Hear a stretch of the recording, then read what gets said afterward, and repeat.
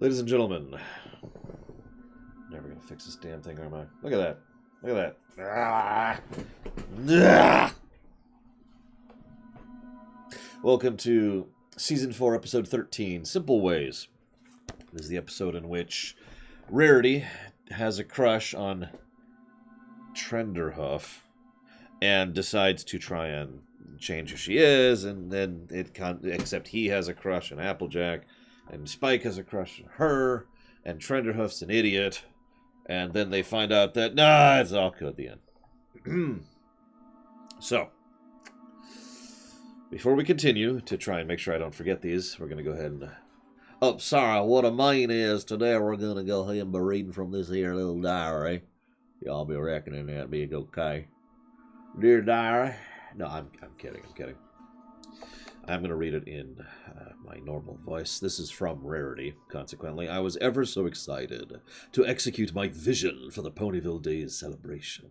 Small town chic was going to be the greatest theme and such an expression of who I am. I put so much time, effort, and thought into the planning of it all, and I desperately wanted Trenderhoof to be impressed, but not just with the party, but with me. So when I saw he was more interested in a simple farm pony like Applejack, not only did I change the theme of Ponyville Day celebration, I also went about changing myself. I did it all to impress this pony and try to get him to like me, which is terribly silly and never a wise choice. Organizing the Ponyville Day celebration was one of the hardest things I've ever done, but I learned an important lesson: real friends will like you for who you are, and changing yourself to impress them is no way to make new ones. And when you're as fabulous as I am, it's practically a crime. And that's the direct quote from the episode.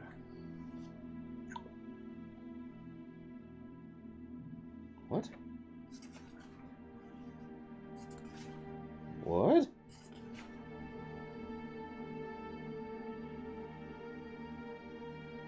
Huh. Okay. Oh, that's cool. Ahem. Let's talk about the episode. I actually liked it a lot more than I thought I would. It's kind of ridiculous, and by kind of I mean it's really ridiculous, but there's it helps that I really like the Aesop a lot, and the episode made me laugh more than a few times, which is more than I was expecting. I think the main reason I have actually seen that before, so I think the main reason I remember this so badly is because of Trenderhoof. Because I've known guys like Trenderhoof. No, I was never like that, by the way. I think I've mentioned this before. I've had the weird circumstance, I don't know what to call that, of never having to pursue a woman in my life, because I was usually the one who pursued. Like I said before, I've never asked someone out before, ever.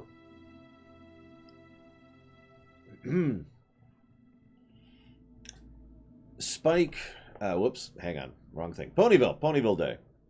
Anybody ever have something like that wherever you were growing up? Don't attack. Or where you are right now, for that matter. I'm just curious because I grew up in suburbia. Hell, I live in suburbia right now. So we don't really have a town identity, right? It's not really like we've got a thing for, the suburbia place.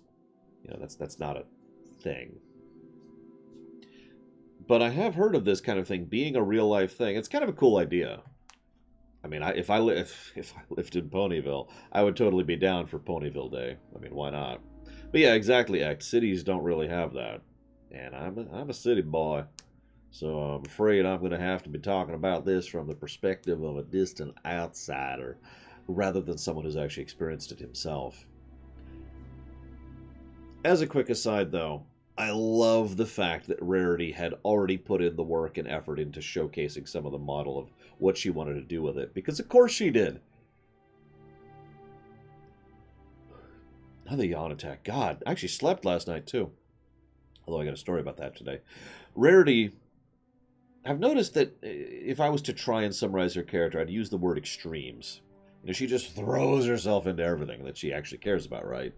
And this is a good example. You can't tell me that Rarity isn't the kind of person who, like, a day before, like, oh, they're doing the Ponyville Days thing. You know, that gives me an idea. Work, work, work, work, work, work, work, work, work, work, work, work, and then there you go. And yeah, I'm reminded very much, and I doubt they did this on purpose, but I'm reminded very much of Back to the Future. I'm sorry, it's not actually done to scale. It's fine. Ahem. So they get together, shove off to the side, and they're like, all right. The gala dresses are in the background, by the way. Nice touch. Spike looks adorable in his suit with the little bow tie. And then they decide to go ahead and say what she's going to do. So they're going to do a Ponyville Gala. Oh my god, 3! Ponyville Gala. And then they're going to do... Of course, I can't breathe through my nose at all right now. That's probably why I'm yawning so much. I literally cannot breathe through my nose. My nose is completely clogged. Anyways, allergies. So, Ponyville Gala. And then they're going to have a Ponyville fashion show. But I'm saving this for last because the Silent Cider auction and tasting... That sounds kind of cool, actually. I actually have a weird fondness for... I don't know what better to call it, aristocratic stuff. Within reason. Now, because the problem is, let's be honest.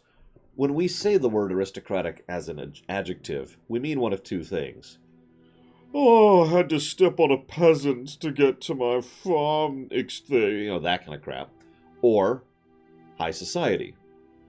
And we've actually seen several times in MLP, but in fiction in general, where high society does not necessarily include this category over here. That even came up in Witcher 3, if you remember that. There was the... Yeah, often we mean both. But there's... what's the name of the guy? The general. The French general. Who's actually a pretty cool guy, all things considered. He's clearly high society, but, you know, he's actually, you know, legit. And he kind of grew on me throughout the course of the game. God, someone help me out. What was the name of that guy?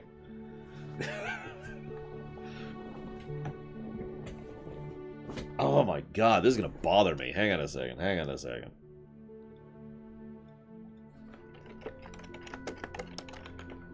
Voorhees. Funnily enough, I Google search Witcher 3 General. First result was Morvan Voorhees. Yeah, Voorhees, he was cool. Right? I mean, he was a bit uppity. I'm not going to try and say he's a perfect guy. But he was more this than he was this, which is exactly my point.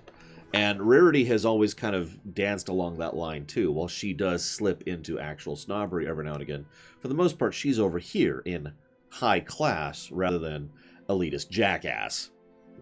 Appropriate, since she's a pony, not a donkey.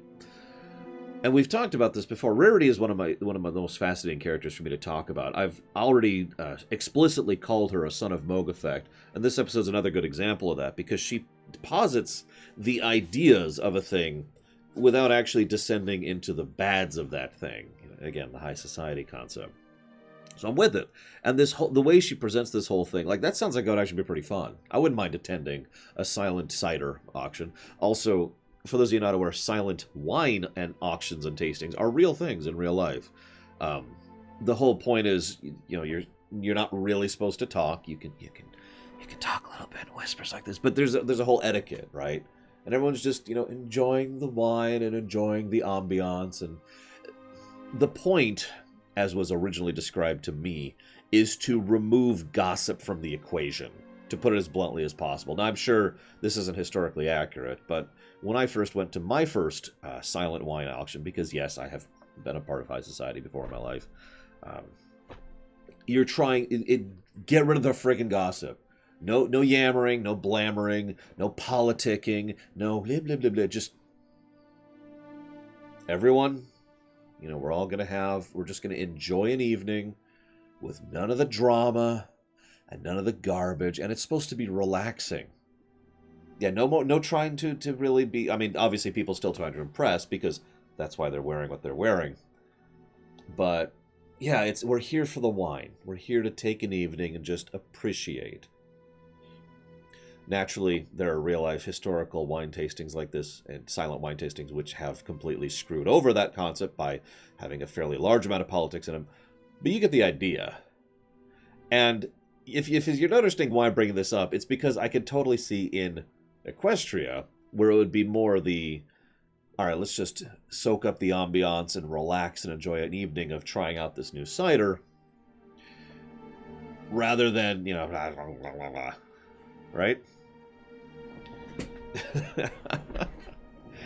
But yeah, I'm kind of with it. I'm kind of with it. It's probably one of the better things they showcase in this episode to really get the high society thing. Because, I mean, a gala, yeah, okay, you know, we've seen galas before. I'm with it. A fashion show, I wouldn't call that high society. But then again, I've seen too many real life fashion shows to go on that one. Oh, Luna would love a silent cider tasting. You kidding me?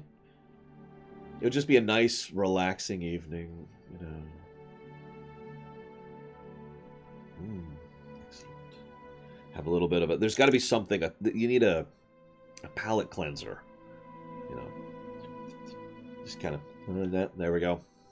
I don't know what you'd use with cider. That's why I'm just kind of maybe grab another bit. Let's say, oh, this is from the Southfield, and this was aged for however long. Okay. And yeah, Celestia's in the background just playing like, you know, and then someone's like, shh. And Celestia's like, sorry. And then Celestia would probably play a prank on someone. What? She would. Anyways, sorry. Forgive me for talking about this for so long. This is how, for those of you not aware, this is how my rumination process works. I write down anything I have to talk about, which may or may not actually involve an analysis of the episode proper. Sometimes, even in good episodes, I just don't have anything to say because nothing occurs to me. So anywho, naturally, she decides to go ahead and reach out to Fluttershy to help her with the fashion show. Nice touch. And this is when Trenderhoof, God, his name is Trenderhoof. I will admit, I mean, this episode's like, what, 10 years old at this point? I don't think social media was quite as bad back then. I cannot possibly hear that word now, trend, without just thinking, 6 years ago. 6 years ago.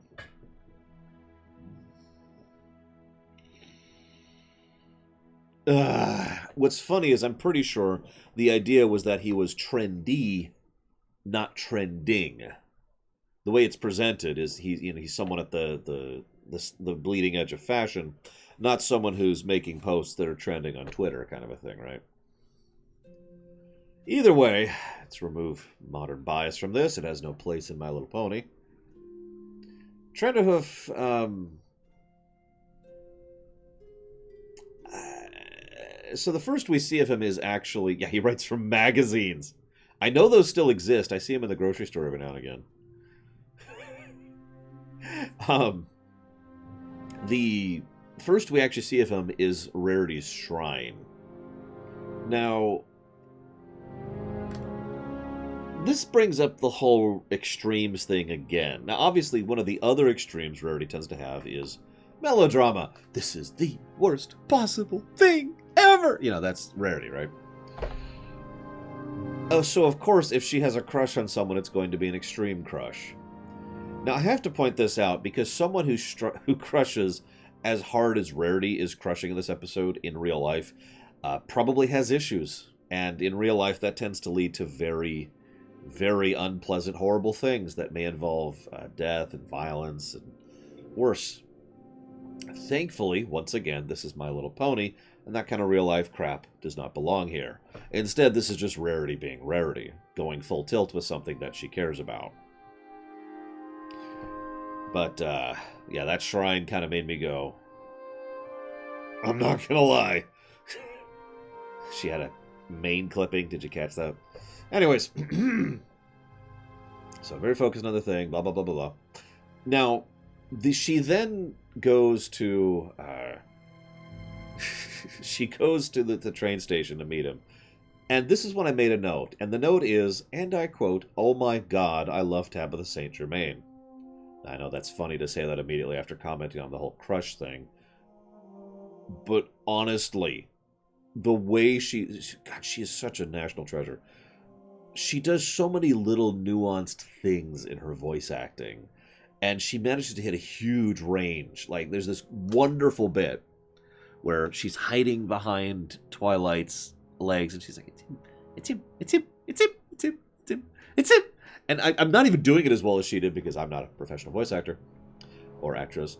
And she just nails it. It's there's so many tiny little nuances in her performance that I just want to absolutely praise every time she does them because she's so amazing at it. He doesn't like me. Yes, she can crank it up, and she can do the kind of tiny little.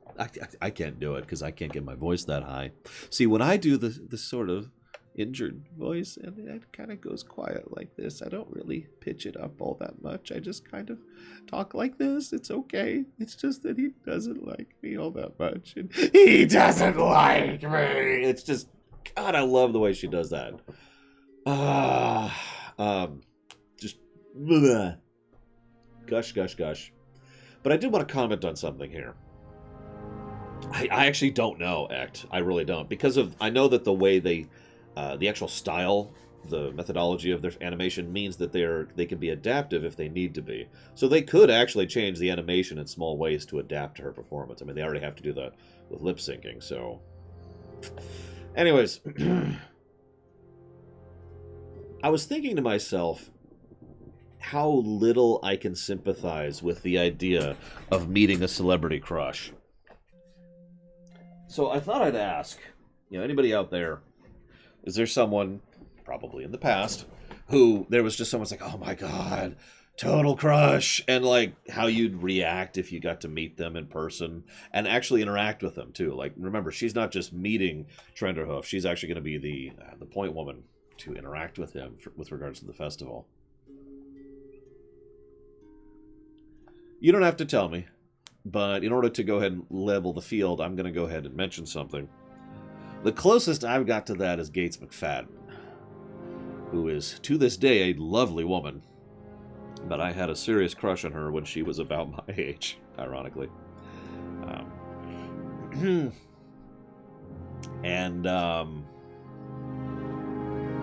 So,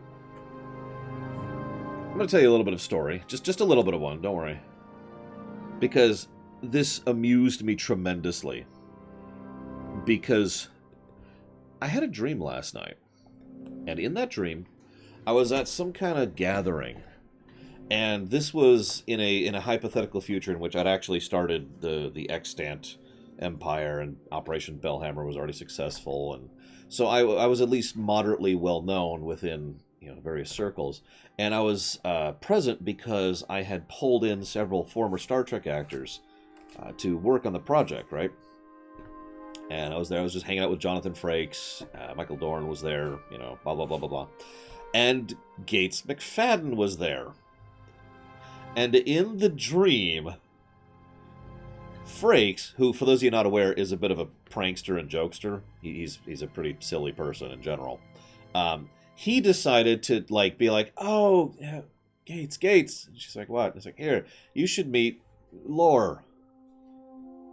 Huh? And he was doing this because he knew that when I was younger, I had a crush on her, and he was just trying to rib me. And now obviously, I no longer have a crush on her, but he's just trying to hey, you should go check her out. And I'm just like, the whole time. And I find the timing of that dream relative to this extremely amusing. I had to share that with you guys. And yes, clearly that's alternate reality lore, sometimes referred to as Lore Reloaded. Last night, Lore Reloaded was hanging out with the Star Trek cast. I have incredibly lucid dreams. I always have, Act. My dreams, I don't dream about pineapples that grow inside of my hair so that I can eat them while drinking some juice or whatever other nonsense merging that most people do. My dreams are very realistic and believable and logical for the most part. So, I could describe to you the buffet table that I was sitting at when I was talking with Frakes, if you really wanted me to.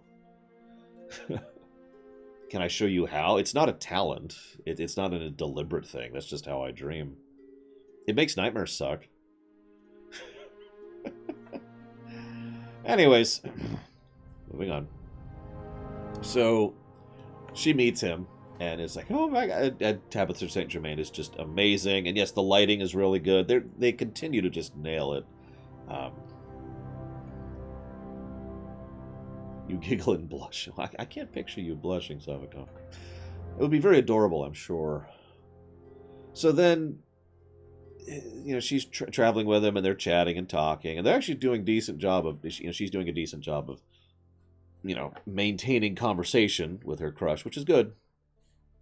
And then he sees Applejack. Now, for those of you not aware, I tend to mock the term love at first sight. Now, I want to clarify that. I'm sure love at first sight can and does exist in real life. The reason I mock it is because of how fiction tends to portray it, which is like this, basically. He just completely falls head over heels for her at first, like, oh, she's gorgeous and perfect in every way. Yeah, that's not love at first sight. That is not how that works at any level. This is your typical fiction love at first sight. Sometimes played straight. In fact, fairly often it's played straight in fiction, which is one of the reasons it pisses me off so much in fiction. Here, it's played for laughs. The guy is just whoa, head over heels for Applejack. Now, don't mistake me. Applejack's awesome and all. I mean, she's a pony. I can't really comment on that. But no, this is pure infatuation at best. It's amusingly portrayed. Rarity kind of gets back in the way. He shoves Rarity out of the way. Classic old thing. This then leads to, I'd say, the second best scene in the episode, which is when Rarity is sobbing and Tabitha St. Germain is being absolutely freaking amazing. And Spike's like, what? What's wrong? You can't possibly know what it's like to obsess over a pony when that pony loves somebody else.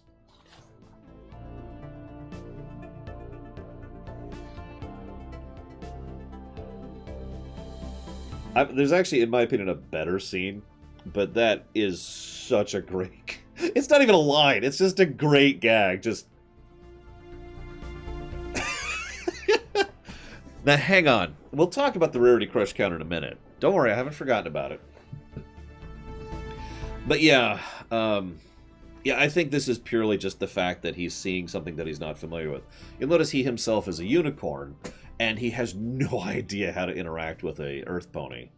I'm gonna talk about the crush more in a second, so let's skip forward a little bit here. Doran... Oh, actually, I want to point out one thing very minorly, very quickly. Spike says, Spike raises an eyebrow at the camera, and Rarity has an unusual expression on her face for less than a second when she quickly kind of walks back a little bit, like, I mean, what could Applejack possibly have that I don't? Now, I point that out because I have the weirdest feeling that that's just a little bit of Rarity realizing what she just said and walking it back a bit. Maybe that's just my view on things, but remember, she is well aware of his crush. She has been since season 1 or 2 or whatever it is. It's been a while, right? So, I like to think that she just walked that back a step because she realized what she said. Because that's kind of Rarity, right? She'll say something and then be like, oh, right. In fact, that happens later in this very episode. She also takes advantage of it, which also happens in this episode. What would I do without you, Spikey Wikey? Oh, I'll get to that in a second. First, we have... so, I wrote down the actor's name, Doran Bell. He's the guy who plays Trenderhoof. Unfortunately, I didn't recognize anything else he was in, which is a shame because he does Snobby really well.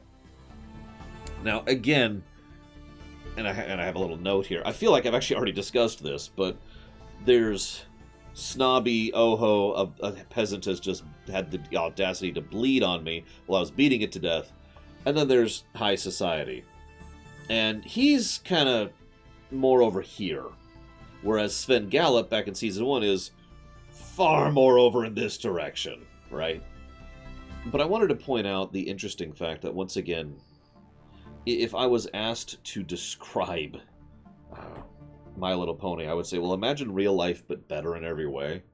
This is part of what I mean. I don't think they actually have this type of snobby elite in Equestria. I don't think it exists.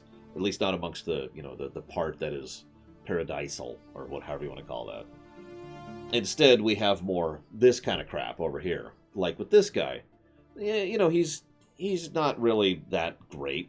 He's definitely got some blue blood going on, and he is obviously way too full of himself.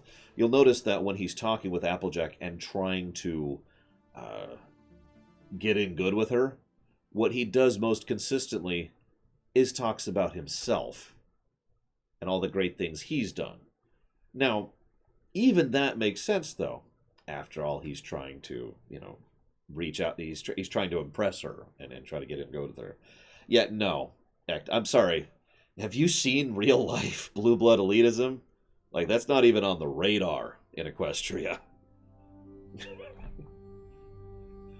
like you want me to really start reciting to you some historical, actual real life incidents of what people have been like in real life?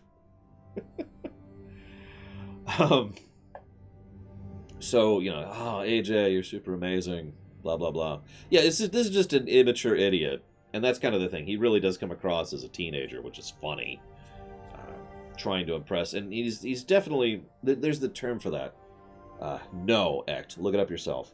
I don't want to think about it anymore. We could look up the French Revolution and immediately before. That's a good time period for that.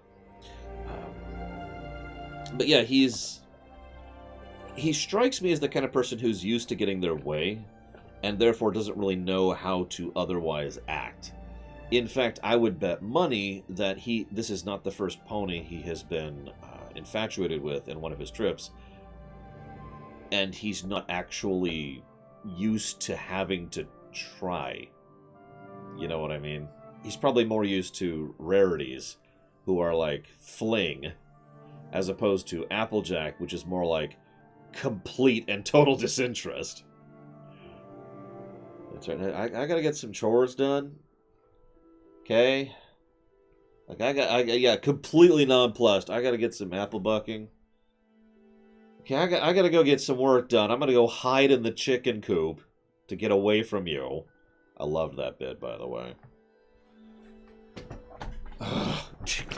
Just yikes. Yeah, AJ doesn't finally actually say no until the end of the episode. What's funny is the moment she does, he takes it on the cheek or on the chin, just punk. And it's like, oh. But it took her until the end of the frickin' episode to say no, which is probably the first major way in which this episode fails, I think. This is a classic television problem. The entire point of the episode could be solved with one 5-second sentence. I'm not interested in you. Right? Like, this is not the only... I'm sure you can think of dozens of other examples of episodes across fiction where if person A and person B just talked, the episode would have never happened.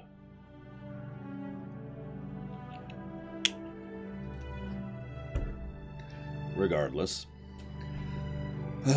So he's... where are we at? Scroll down. So he's a snob. I already mentioned that. He also... There's a bit that actually made me laugh. He points to ponies in the background and say, I make the mundane interesting. That's what I do. Again, a little full of himself. But I noticed that he pointed to Sweetie Drops, Pearly Stitch, and Derpy.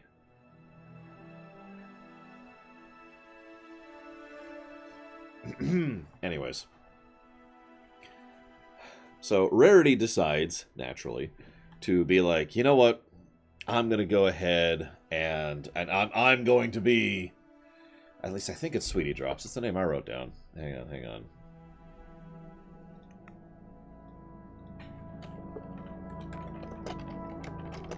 Now you got me double checking. It is Sweetie Drops. It's also Bon Bon. Wait, which one's her original name? Like, we're not at that episode yet, but...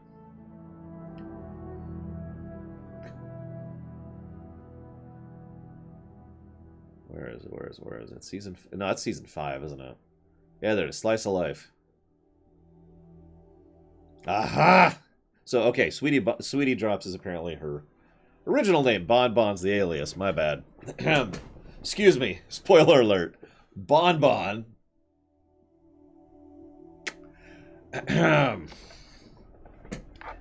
Anyways. So,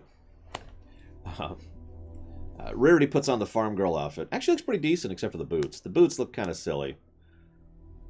And then I started thinking about it, and I was like, actually, I mean, the hat's pretty good. Mostly, I think I just like the gems. Every now and again, I wonder if I'm actually a dragon in disguise. I mean, if I was, the easiest way to hide it from you guys would be to openly question if I'm a dragon, so that way nobody would actually seriously think I'm a dragon. He can't be a dragon. It does look good, though. Gems. This then leads to probably what I consider to be the worst individual section of the episode. I don't have any notes about it either. It's just... First, he does the poem, which I didn't write the whole poem down, but it's like, do you know how hard it is to rhyme with rarity? It's not easy. And so he manages to make a poem on the spot about disparity and clarity about the pony of my eye, Applejack!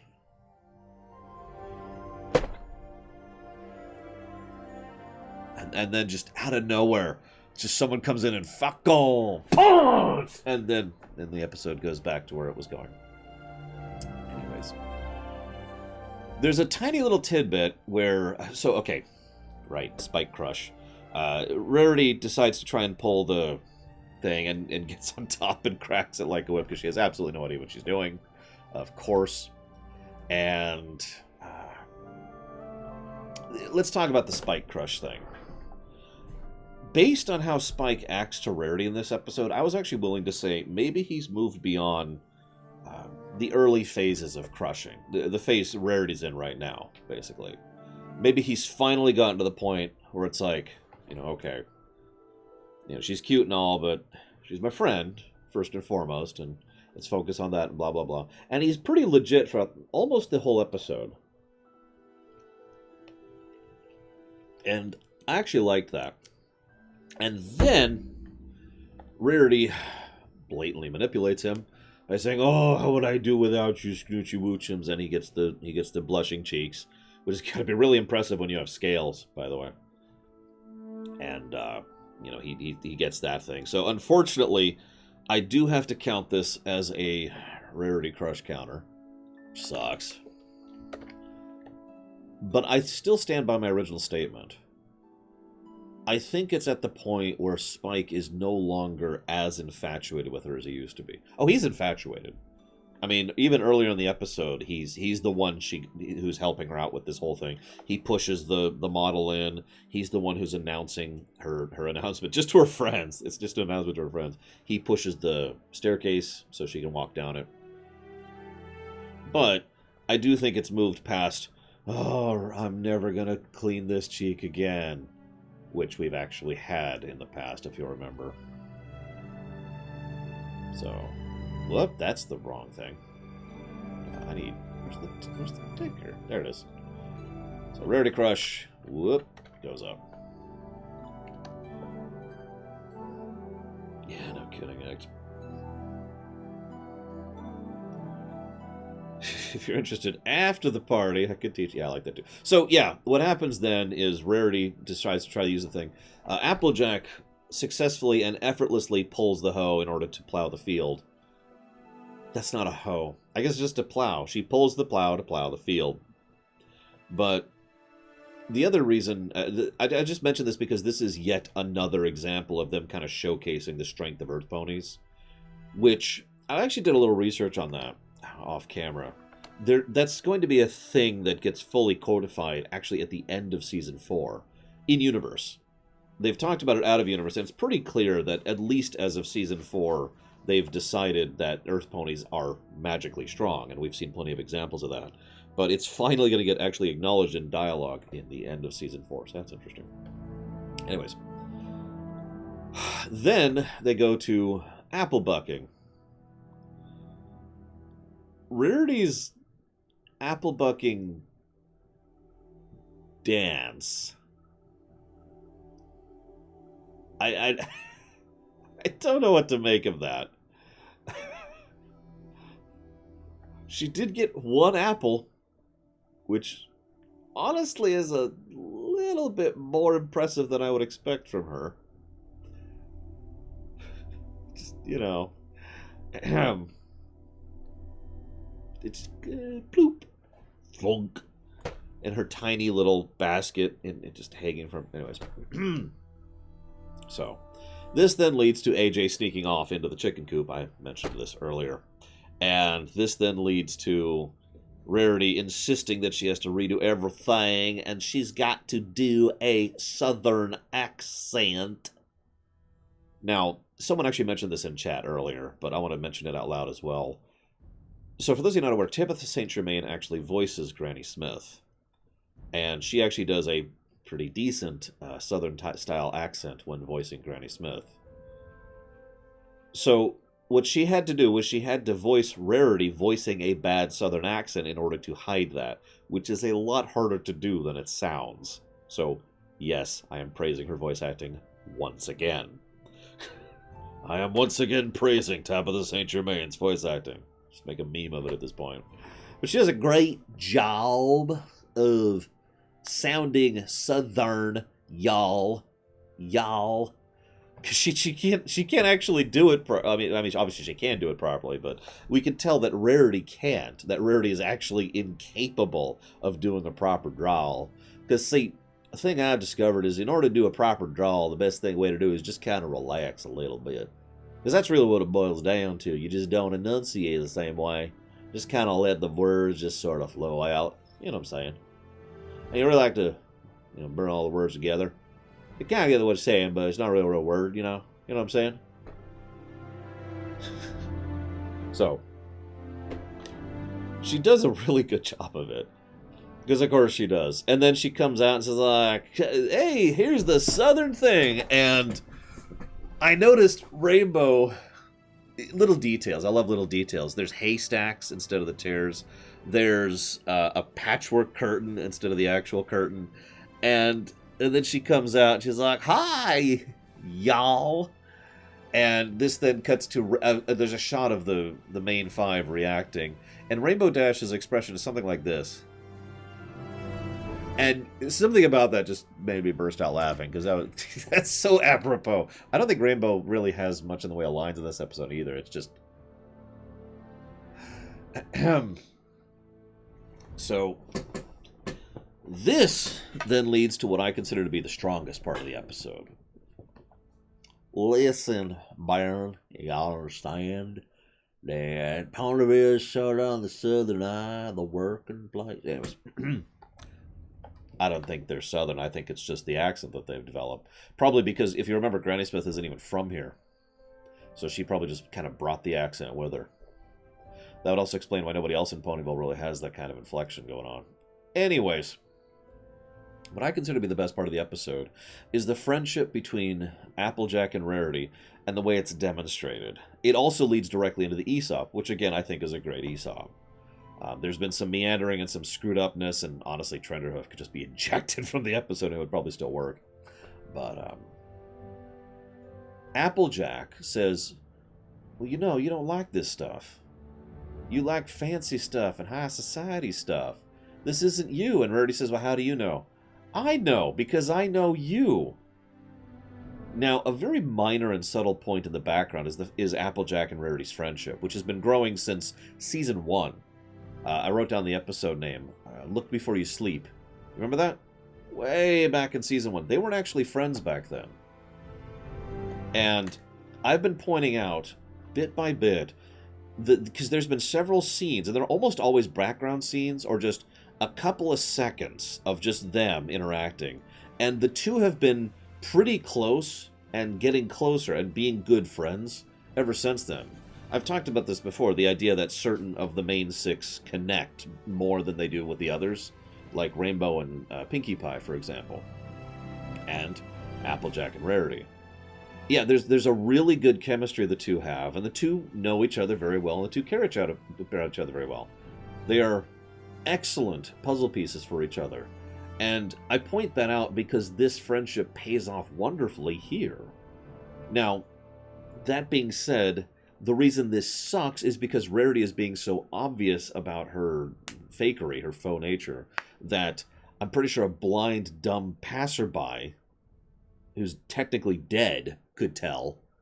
But still, at least they do use this to good effect. Applejack is like, this isn't you. This isn't what you want to do. Not because that people aren't allowed to have different interests, but because this isn't you. I know you. Now, naturally, Rarity is like, no, you just don't think you know me. And Applejack's like, okay.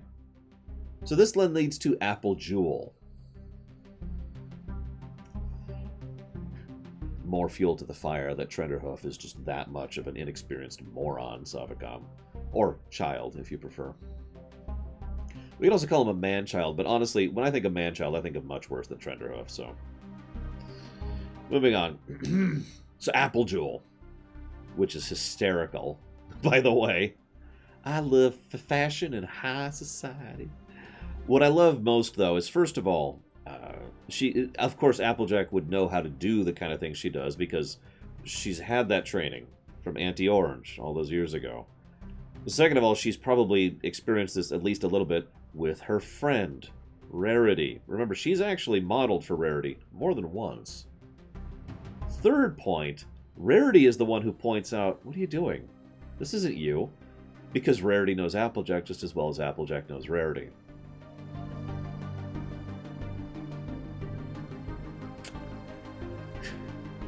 You know what? That's a good word. Hipster. Trenderhoof is a hipster. Trenderhoof is Trevor. I'm kidding. So, you know, I know you. This isn't you. And what's really great, and this is, in my opinion, the single best scene in the episode, is Applejack just starts making fun, right? You know, I love this kind of thing. My hooves are super shiny.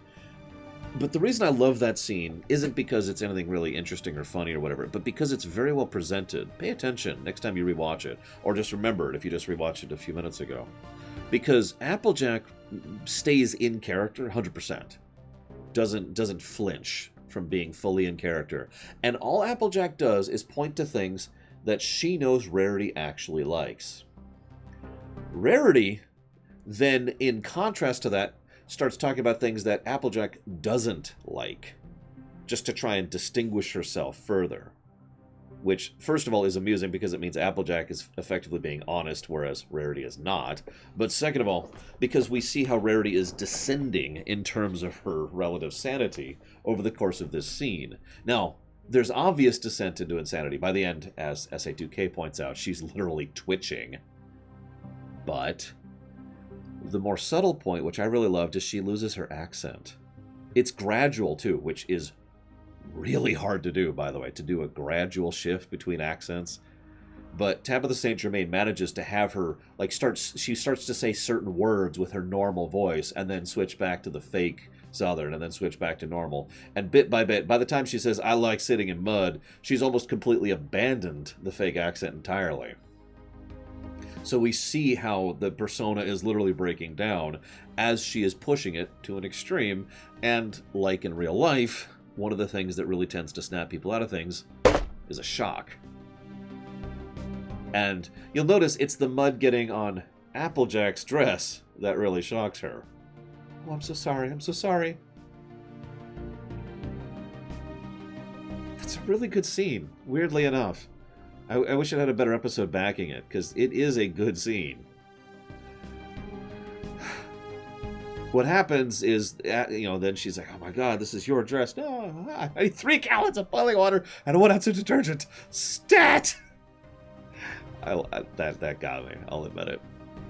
But then Trenderhoof shows up, and, you know, Applejack's like, dude, no. And he's like, oh. But this leads to the Aesop, because this is a really, really good Aesop. And the best part is it doesn't just apply romantically.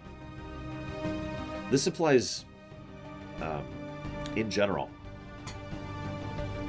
When it comes to a real connection with another human being, if you have to fake it for them to like you, then that's wrong. Just put that as bluntly as I can. The episode doesn't say it like that, but that is exactly what it means. That can lead to toxic relationships. That can lead to phoniness and perceived betrayal. It can lead to families being diced up. It can lead to all kinds of messed up stuff. Very hurtful, very damaging things, which can also lead to what we usually refer to as crimes of passion. None of that's good. Don't do that. Be you. Now, see, here's the thing. Part of the reason I explained this is I mentioned actual connection. That's important. You don't necessarily need to be your real self forever, all the time. We all wear masks. I wear masks. You wear masks. I've got about 342, roughly. I'm kidding. But we all have masks, right? And there's nothing necessarily wrong with masks as long as they don't go to an extreme. But the point of the episode and the point of the ESOP is if you're trying to make an actual connection with someone. I don't need to be myself with one random person that I happen to wander by in the grocery store, for example. Now, I do. That's a personal choice of mine. I just tend to be me. But you don't have to do that. You don't have to do that with your people at work. You don't have to do that with the kids at school. You don't have to do that with your entire family. But someone... So all of that sits in another category. And those all have to be dealt with on a case-by-case basis. But someone you really want to connect with, someone who is your friend, like an actual friend, or someone you want to be an actual friend, or someone you want to actually be romantically connected to, or a person who you want to join your real family, or a member of your blood family who you want to be closer to, you gotta be yourself with them. For the reasons I mentioned earlier. Because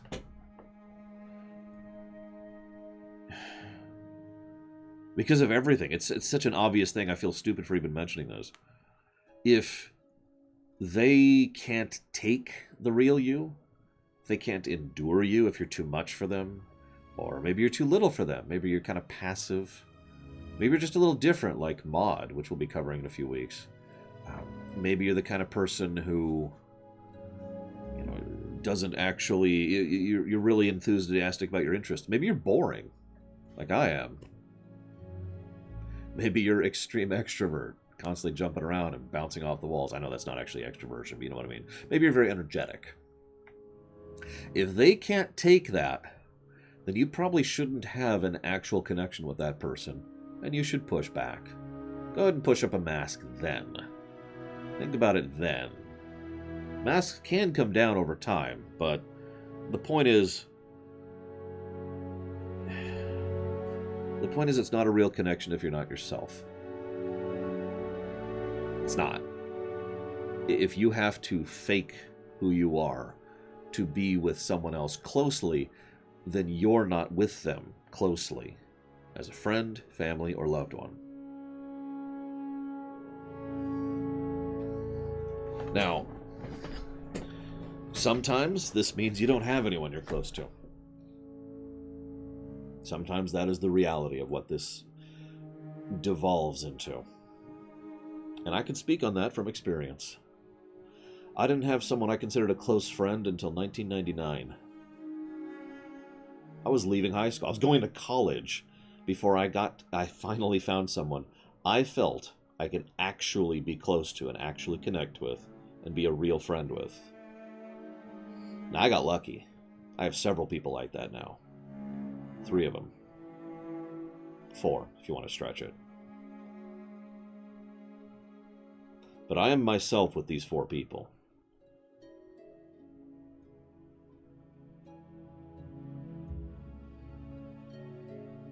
It's I'm not complaining about how small it is, but I'm just pointing out I'm turning 38 very soon. And I have 4 people that I can call real connections. This is one of the reasons why I keep emphasizing that real connection, real relationship thing. Because there's nothing wrong necessarily with having no one. That's actually probably more common than not. But there is especially nothing wrong with having just one. And that one person, if you can really connect with them, you need to be yourself, otherwise you aren't really connecting with them. Does that make any sense? I feel like I'm talking in circles at this point.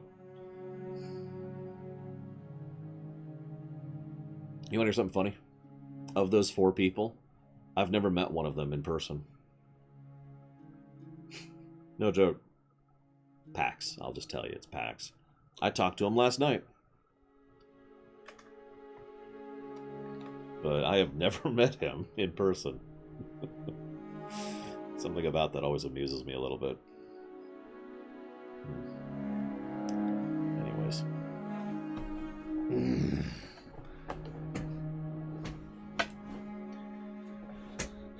All that being said, I would also add a proviso that if you're going to try to have an actual relationship with someone, romantic relationship with someone, you should probably be yourself. Just saying. Like, you can date, but that's just dating. That's not serious and it's not real. You want to actually get together with someone, you probably need to be yourself. Just take a little tip from Uncle Lore.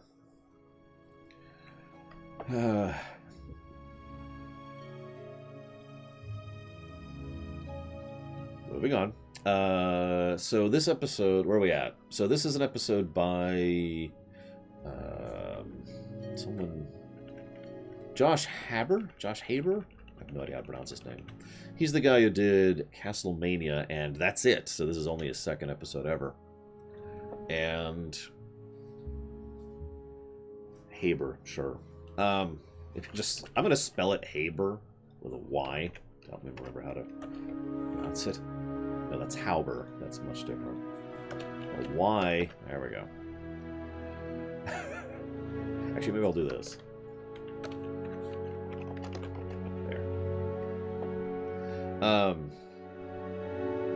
Death to that bug! And to the lip! I'm gonna go ahead and give this an average, I think.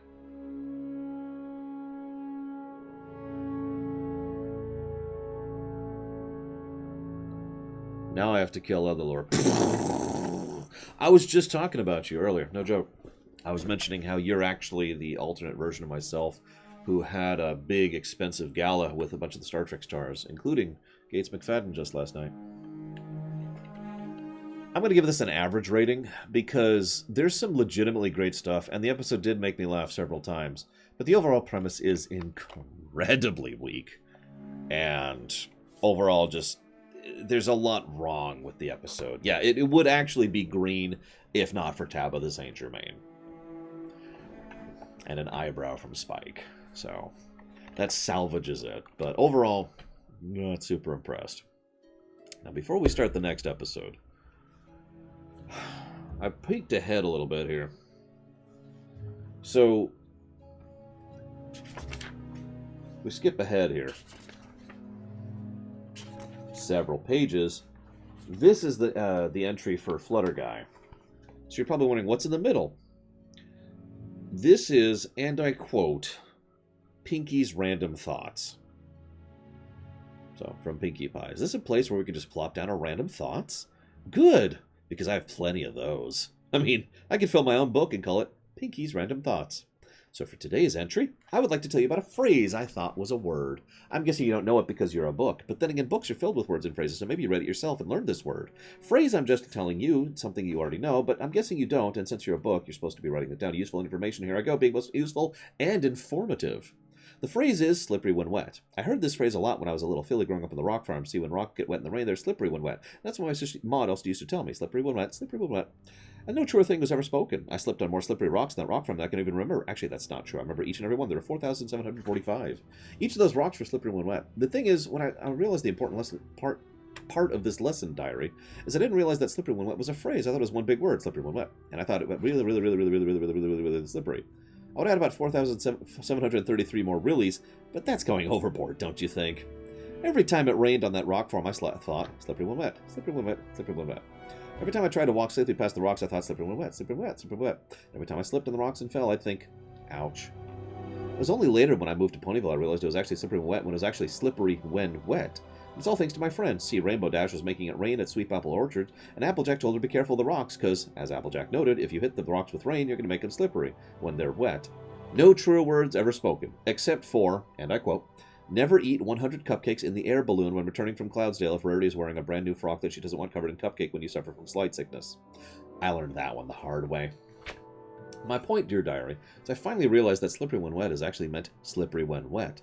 And it's a good thing to note as you go through life. Well, not you, diary, because you're a book and you won't be slipping on things when you get wet. In fact, you won't even get slippery when wet, you just get soggy. Don't get wet, diary. Stay dry. But now that I'm thinking about it, not everything else gets slippery when wet. Mud gets goopy, and sand gets sticky, and water just gets more wet.